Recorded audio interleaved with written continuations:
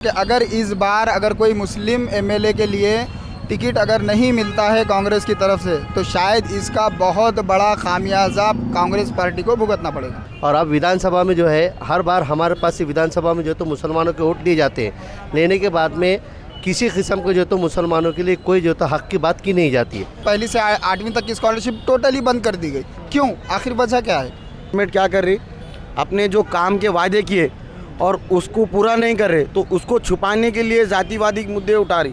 स्वागत है आपका 10 आउट टाइम से। मैं हूं ज़ैद अहमद। हम लोग महाराष्ट्र के नांदेड़ में मौजूद है। आप जैसे कि जानते हैं कि पूरे महाराष्ट्र में विधानसभा इलेक्शन अभी बहुत नज़दीक है, तो आइए यहाँ की जनता के, यहाँ के युवाओं से पूछते हैं कि वो इस बार कौन से मुद्दे पे वोट करेंगे। क्या नाम है आपका? मेरा नाम सैयद अकील है। जैसे कि पूरे महाराष्ट्र में भी विधानसभा इलेक्शन है, तो आप कौन से मुद्दों पर वोट करेंगे? अभी तो देखो महाराष्ट्र के अंदर जैसे अभी गवर्नमेंट ने निकाली जो सब्सिडी, जैसे लाडली बहन हो गया, ये हो गया, इसके अलावा बेसिक जो है हमारे पास महंगाई के ऊपर बात होनी चाहिए, एजुकेशन के ऊपर बात होनी चाहिए। 1500 दिए बहुत अच्छी बात है, लेकिन और भी इसमें डेवलपमेंट कर सकते हैं। जैसे एजुकेशन, आज सबसे ज़्यादा महंगा एजुकेशन हो गया, तो हमारा गवर्नमेंट से बोलना है कि भाई एजुकेशन के बारे में सोचे और आम आदमी की जो बेसिक चीज़ें हैं, रोज़मर्रा की जो चीज़ें हैं उस पर ध्यान दें। जैसे महंगाई दिन पे दिन बढ़ रही है तो इस पर थोड़ा कंट्रोल करें। अदर स्टेट में जैसे मैं अभी हिमाचल रहकर आया हूँ, तो वहाँ के पेट्रोल के रेट में और महाराष्ट्र के पेट्रोल के रेट में बहुत ज़्यादा डिफरेंट है, जबकि हमारा महाराष्ट्र सबसे ज़्यादा टैक्स पेयर है। मेरे नॉलेज के हिसाब से महाराष्ट्र अच्छा टैक्स पे करता है, तो उस हिसाब से तो महाराष्ट्र में बेसिक चीज़ों के ऊपर रेट प्राइस कम होने चाहिए। गवर्नमेंट ने इसके ऊपर सोचना। और दूसरा, शासन से और गवर्नमेंट से हमारी एक ये है कि आज जो हिंदुस्तान के अंदर जिस तरीके के हालात बने हुए कि भाई लोग हैं ना जातिवाद के ऊपर अपने गवर्नमेंट क्या कर रही, अपने जो काम के वादे किए और उसको पूरा नहीं कर रहे तो उसको छुपाने के लिए जातिवादी मुद्दे उठा रही। आए दिन कोई ना कोई हमारे इस्लाम धर्म के ऊपर कोई ना कोई किसी न किसी तरीके की बातें करता है, तो इससे इनको इस्लाम को चिढ़नी है। गवर्नमेंट का क्या है कि यहाँ पर है ना, इन्हों जो अपने वादे किए 15 लाख देने के, रोज़गार देने के, या सब महंगाई सस्ता करने के, पेट्रोल को 30 रुपये लीटर करने के, एजुकेशन फ्री करने के, लाइट बिल फ्री करने के, ये सारी चीज़ों में गवर्नमेंट पूरी तरीके से फेल हो चुकी। अब इसको कवर अप करने के लिए गवर्नमेंट क्या कर रही, इन्हीं के पिद्दे प्यादों को है ना दूसरे कास्ट के ऊपर, दूसरे धर्म के ऊपर है ना लोगों को लड़ाए, लोगों का जहन चेंज कर रही। तो हमारा बोलना है कि लोगों से भी और गवर्नमेंट से भी ऐसी टुच्ची सियासत ना करे। हम सब एक परिवार के, अगर परिवार में किसी एक को तकलीफ होती है तो उसका असर पूरे परिवार पे पड़ता है। जैसे कि मेरा दूसरा सवाल आपसे ये है कि जो अभी जो नांदेड़ में जो एमएलए है मोहन राव अंबटे, तो क्या आप उनके कामों को लेकर संतुष्ट हैं? देखो, एमएलए जो थे आएंगे, जो भी आएंगे, मैं तो इतना नांदेड़ में इतना घूमता नहीं, मैं मेरे अपने एरिया की बात करता हूँ। आप देख लो, नाका का इतना बड़ा एरिया है, तुम जेन्युइन बात देख लो, क्या है मालूम है क्या, यहाँ की रिक्वायरमेंट है 5 ग्रेड की गाड़ी होनी चाहिए यहाँ पे, जबकि यहाँ पे उसके लिए जगह है, यहाँ पे उसके लिए जगह है, यहाँ पे उसके लिए हर चीज़ है, पानी की टाकी है। अगर इतने बड़े एरिया पे अगर कहीं आग लग जाती, नयाबादी से यहाँ पे इमरजेंसी भी अगर आता है गाड़ी लेके फास्ट टू फास्ट, तो उसको 1.5 घंटे का टाइम पीरियड लगेगा। और 1.5 घंटे में आप भी जानते हैं क्या कुछ नुकसान हो सकता है, जानी नुकसान भी हो सकता है और माली नुकसान भी हो सकता है। तो और दूसरी बात, इतना बड़ा एरिया है, यहाँ पर एक भी पार्क नहीं है। बच्चों के लिए पार्क होना चाहिए, ओल्ड पार्क होना चाहिए, हेल्थ के इश्यूज़ के लिए पार्क होना चाहिए। मेरा आखिरी सवाल आपसे ये है कि जैसे कि अभी आपने जो बताया कि आपके जो मुद्दे बताए, तो आपको क्या लगता है कि आपके मुद्दों को कौन पूरे कर सकता है? देखो, आज तक हमने जितने एतमाद किया, जिस तरीके से उन्होंने हमारे साथ वादे करे, वो तो पूरा कोई भी नहीं करा। जैसे करने चाहिए वैसे कोई नहीं करा। अगर जिसको अपनी सरकार बनानी है, जिसको अपनी चलानी है, हमको मुद्दे बताना नहीं पड़ेगा। वो अगर हम में से, जैसा एक परिवार का बाप ये नहीं देखता कि मेरे बेटे को क्या चाहिए, वो खुद अपने बेटे का फ्यूचर अपने आप से माइंड करके बनाता है, तो एमएलए भी शहर का एक पोजीशन वाला है, उसको खुद अपने आप से डेवलपमेंट करना चाहिए। अदर स्टेट के आज कई लोग हैं ना, आंध्रा में चले जाओ या अदर जगहों पे चले जाओ, देखो वहाँ की तरक्की, वहाँ के एमएलए की बात, वो लोग जिस तरीके से, ये लोग दूसरा कुछ सोचते ही नहीं। हमको अच्छा वेल एजुकेट, जो हमारे अपना, हमको बोलना नहीं पड़े हमको क्या चाहिए, वो हमें पूछे कि आके तुमको क्या चाहिए, ऐसा एमएलए हमको चाहिए। आपका नाम बताइए सबसे पहले। मोहम्मद जफरुल इस्लाम नाम है मेरा। जैसे कि पूरे महाराष्ट्र में और पूरे नांदेड़ में भी विधानसभा इलेक्शन है जी, तो क्या लगता है आप कौन से मुद्दे पे आप वोट करेंगे इस बार? असल में जो मुद्दे, असल में जो ज़मीनी लेवल के जो मुद्दे हैं कोई सरकार उसको देखने के लिए तैयार ही नहीं है। पहले महाविकास आघाड़ी जब थी, महाविकास आघाड़ी में कोरोना का जो दौर आया तो महाविकास आघाड़ी ने बहुत ही अच्छे अंदाज में कोरोना के अंदर अपना काम किया। जो महाविकास आघाड़ी के जो सीएम थे उद्धव साहब ठाकरे, और उसी के साथ साथ कांग्रेस पार्टी के तमाम मेंबरान जो थे, और उसी के साथ साथ शरद पवार गट के जो लोग थे, बहुत ही अच्छे अंदाज में उन्होंने काम किया। और उसी के साथ साथ बहुत सी उन्होंने भर्तियों को भी अंजाम दिया, और साथ में लोगों के जो मुद्दे थे उनके ऊपर भी उन्होंने काम किया। लेकिन आज जो देखा जा रहा है कि इस सरकार ने सिर्फ लोगों को लुभाने के लिए योजनाओं का इस्तेमाल किया है। और आज आप देखते हैं कि कल ही एक स्टेटमेंट आया अल्पसंख्यक इलेक्शन आयोग की तरफ से कि जो लोगों को लुभाने के लिए जो योजनाएं चलाई गई थी वो शायद बंद होने जा रही है कुछ दिनों के लिए, ऐसा बताया जा रहा है। अब आप खुद भी जानते हैं, आप खुद एक जर्नलिस्ट है, आप खुद भी जानते हैं कि कितना लोगों को उन योजनाओं का फ़ायदा मिल रहा है। यहाँ तक मुझे ऐसा लगता है कि ये योजनाओं से लोग उनके अंदर एक ऐदीपन जाग जाएगा। हिंदुस्तान की जो अवाम है वो खुददार लोग हैं, वो अपने मेहनत पर, अपने बल पर काम करने के लिए वो हमेशा कोशिश रहती है। और ये जो योजनाएं हैं, ये जो काम करने के तरीके, मुझे नहीं लगता कि इससे कुछ उसका असर होगा या प्रभाव होगा। अभी जो हमारे जो हाल के एमएलए है, तो आप क्या उन्हीं कामों से लेके संतुष्ट थे? अगर संतुष्ट है तो फिर क्यों संतुष्ट है आप? मोहन राव अंबटे साहब ने तो बहुत अच्छे काम किए हैं अल्हम्दुलिल्लाह। बहुत से दक्षिण के अंदर भी उन्होंने काम किए हैं। कांग्रेस पार्टी के एक नांदेड़ का दक्षिण का बड़ा चेहरा है, और शायद हो सकता है कि वो आने वाले इलेक्शन में भी वो शायद जीत सकते हैं। कल्याणकर साहब को तो इलेक्शन के बाद मैंने देखा ही नहीं। अब उनके बारे में मैं कोई राय कायम भी नहीं कर सकता, वो आवाम करेगी। आपकी नज़र में नांदेड़ कौन से जो बड़े मुद्दे जो एज ए एमएलए को करना चाहिए काम? सबसे पहले तो नांदेड़ के अंदर एक सबसे बड़ा ये मुद्दा है कि हॉस्पिटल्स, जो सिविल हॉस्पिटल है, उसके ऊपर बहुत ज़्यादा ध्यान देना बहुत ज़्यादा ज़रूरी है। लोगों को यहाँ से, हमारे ओल्ड सिटी से विष्णुपुरी तक जाने के लिए जब डिलीवरी का जब टाइम आता है, गरीब अवाम यहाँ से जाने के लिए किन दुश्वारियों का उनको सामना करना पड़ता है, वो दुश्वारियाँ आज तक हम लोगों के सामने हैं, हम लोग वो देख रहे हैं। दूसरी चीज़ ये है कि बच्चों की तालीम के साथ साथ, अब पहले बच्चों को स्कॉलरशिप्स मिलती थी, आज वो स्कॉलरशिप पहली से 8वीं तक की स्कॉलरशिप टोटली बंद कर दी गई। क्यों? आखिर वजह क्या है? आप स्कॉलरशिप बंद करने की वजह क्या है? आपको स्कॉलरशिप चालू करनी चाहिए। गरीब बच्चे जिनके माँ बाप उनको पढ़ा नहीं सकते, जिनके पास में खाने के लाले पड़े हुए हैं, जिनके पास पैसा नहीं है, वो बच्चे जिला परिषद महानगर पालिका के स्कूल्स के अंदर पढ़ते हैं।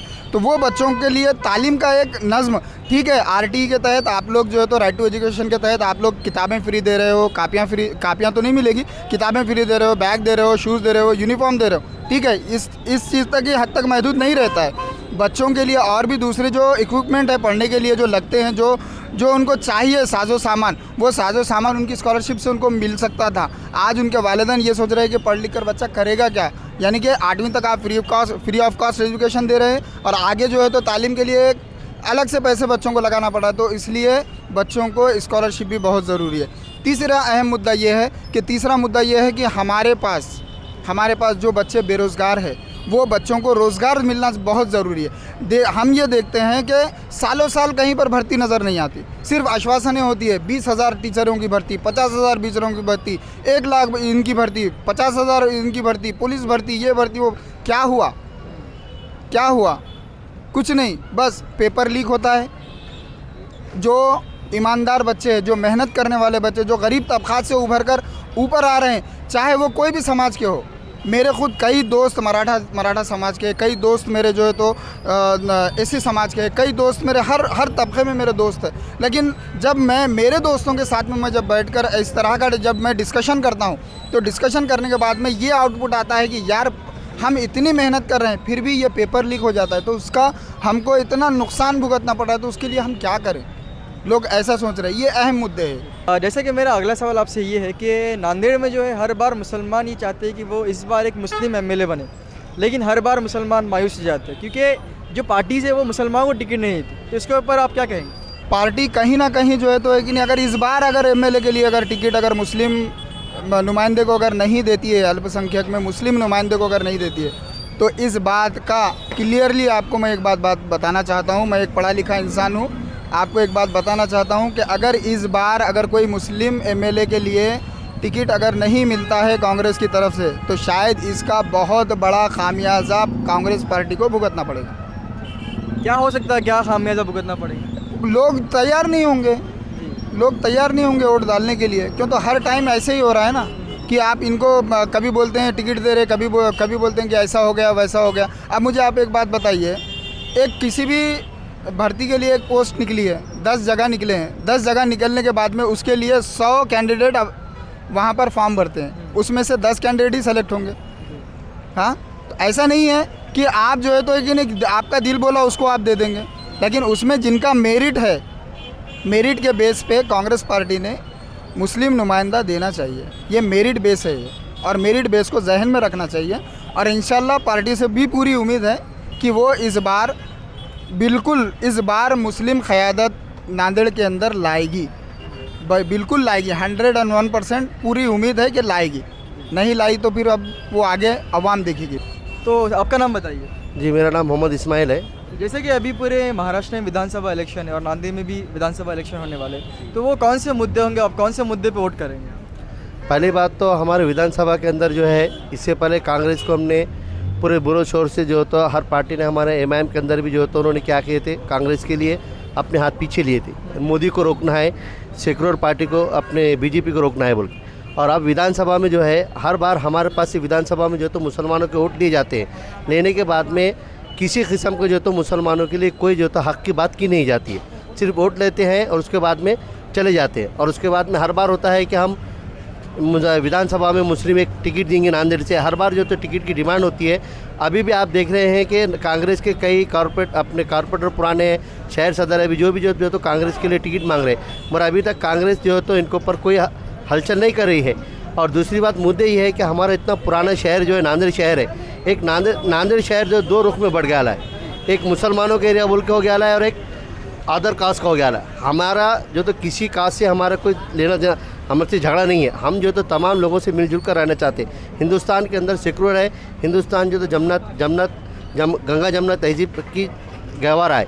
इसी तरह जो है तो हमारा ये कहना है कि जिस तरह से तमाम लोगों के लिए जो सहूलतें मिलती है, तो हमारे वार्ड में भी सहूलतें मिलनी चाहिए। इससे पहले कांग्रेस के लिए हमने कई बार जो होते यहाँ पे लोगों ने विधानसभा में एमएलए चुन के दिए। डीपी सावंत थे, इससे पहले उन्होंने कोई काम नहीं किए।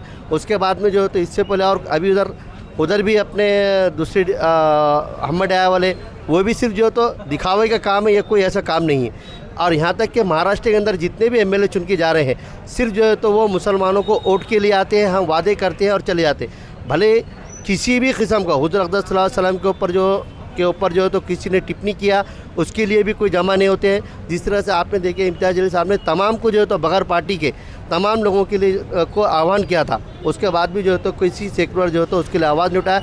यहाँ तक कि विधानसभा के अंदर जो है तो बोलने के बाद में एक ने भी, शरद पवार की पार्टी हो, चाहे अपने तुम्हारे कांग्रेस हो, या तुम्हारे अभी जो तो शिवसेना जो है, जो शिवसेना को आज जो तो हम मुसलमान शिवसेना को जो तो सेकुलर समझ ली, जबकि शिवसेना जो है इससे पहले कम्युनल मानी जाती थी। आज वो जो तो मिल गई तो हम सेकुलर समझ, फिर भी हम मान के हमारे मुल्क को बचाने के लिए, मुल्क की तहजीब को बचाने के लिए हम उनका साथ दे रहे हैं। मगर इसके बावजूद भी जो तो कोई अपना उसका जो हल नहीं निकल रहा है, इसलिए हम हमारी क़यादत तैयार करने के लिए मजलिस इत्तेहाद को वोट देंगे और मजलिस को यहाँ से चुना के लाएंगे। पहली बात तो पुराने एमएलए जो है तो पहले आते ही जो तो दल बदल हो गए, उन्होंने इधर आए शिवसेना से चुन के आए, आते ही जो है तो बीजेपी में चले गए। इसी तरह से आप देखिए कांग्रेस के अंदर हो या और कहीं पर भी हो, एमएलए चुन के आते हैं और बाद में जो है तो पैसे के बुनियादी या उनके कोई भी बुनियादी हो, उन्होंने जो है तो अपने बीजेपी के अंदर चले आते। तो इससे हमारा मकसद ये हो रहा है कि हम वोट दें तो किसको दें। वोट दे रहे हैं, बाद में वो बीजेपी में चले आ रहे, वोट दे रहे हैं कांग्रेस से वो बीजेपी में चल रहे हैं, राष्ट्रवादी के बीजेपी में चल रहा है। जबकि तुम वहाँ पे देखते हैं कि इतना बड़ा जो शरद पवार का जो है आज चीचा और भतीजे दोनों कट के जो तो एक बीजेपी में चले गया और इधर हो गया। तो ये क्या है, हम किस मुद्दे पर इनका हर बारी को साथ देना चाहिए। अब इसलिए हमने तय किया है, हमारी क़यादत हमारा वोट, हम अपने मजलिस इत्तेहाद को वोट देंगे। जैसे कि हमारे जो सीएम एकनाथ शिंदे उन्होंने महिलाओं के लिए लाड़की बहन योजना निकाली और बहुत सारे लोग इससे खुश हैं, तो क्या लगता है आप, ये योजना क्या है और इसके ऊपर क्या बोलेंगे आप? जी, लाड़की बहन बोल के उन्होंने योजना निकाले, एक इससे ये बीजेपी के यही एक अपने फंडे रहते हैं कि छोटे से मुद्दे को दे देते हैं और बाकी के बड़े मुद्दों को पूरे ख़त्म कर देते हैं। लाड़की बहन में क्या मिल रहा है? एक 3-3.5 हज़ार रुपये में खुश हो गए, बहनों को दे दिया बोल के। कुछ नहीं है उसके अंदर। इसके अंदर जो तो आप तुम मिलो महाराष्ट्र में जितने भी विकास के काम है, एक भी जो है तो विकास नहीं। शेतकरियों को जो तो पैसे दे रहे बोल रहे और उसके ऊपर जीएसटी बढ़ा दिए, कर्मचारियों को दे रहे बोल रहे, बजट दे रहे बोल रहे उसके अंदर जीएसटी बढ़ा दिए। यानी हर जगह जो तो अपने बजट के अंदर देते हुए उसके बाद में उनसे पब्लिक से ले रहे और पब्लिक को दे रहे। यानी एक पब्लिक से ले रहे और एक पब्लिक को खुश कर रहे, और पब्लिक से लेने के बाद में उसका जो तो बदल भी उतना नहीं दे रहे। यानी अभी एक मिसाल देता हूँ, 5,000 आप ले रहे हो, इधर एक को ये तो 100 रुपये दे रहे, क्या खुश कर रहे हैं। और वो 5,000 100 रुपये उनको ऐसा बांट रहे हैं कि जैसे हम इनको कई करोड़ रुपये दे दी। तो ये हमारी भी एक आवाम से विनती है कि ये मुद्दों के ऊपर और इसके ऊपर गौर करें, हमारे को कितना बेवकूफ़ बनाया जा रहा है। जबकि शिंदे भी जो है तो अपने शिवसेना से जितने उन्होंने गद्दारी की है और बीजेपी में गए, तो हमारे को सोचना चाहिए कि ऐसे कोई स्कीमात के हमारे को कोई ये लेना देना नहीं है। और स्कीम तो है कि नहीं, हर गवर्नमेंट कुछ भी इलेक्शन के तौर पे लाती है, ये कब तक चलेगी आपको भी मालूम है। इलेक्शन होते ही ख़त्म होते सबके ख़त्म हो। धन योजना के अंदर 15 लाख रुपये आएंगे, अभी तक लेडीज़ के 15 लाख रुपये आए ना, किसी को 15 लाख रुपये आए। तो मेरा आखिरी सवाल आपसे ये है कि जैसा कि पिछले सालों में हमने देखा कि महाराष्ट्र की जो सरकार है, जो सीएम है, वो 2 बार चेंज हुए। तो आप क्या चाहते हैं कि इस बार कौन सीएम बनना चाहिए? नहीं, इस बार तो हमारा तो कहना यह है कि सीएम ऐसा हो और सरकार इसकी बने कि चाहे उसके अंदर से कितने जो तो फूट के ना जाए, और सीएम जो है तो हमारा ये कहना है कि हमारी क़यादत के लिए हमारा सीएम हो, हमारी तो ये ख्वाहिश है।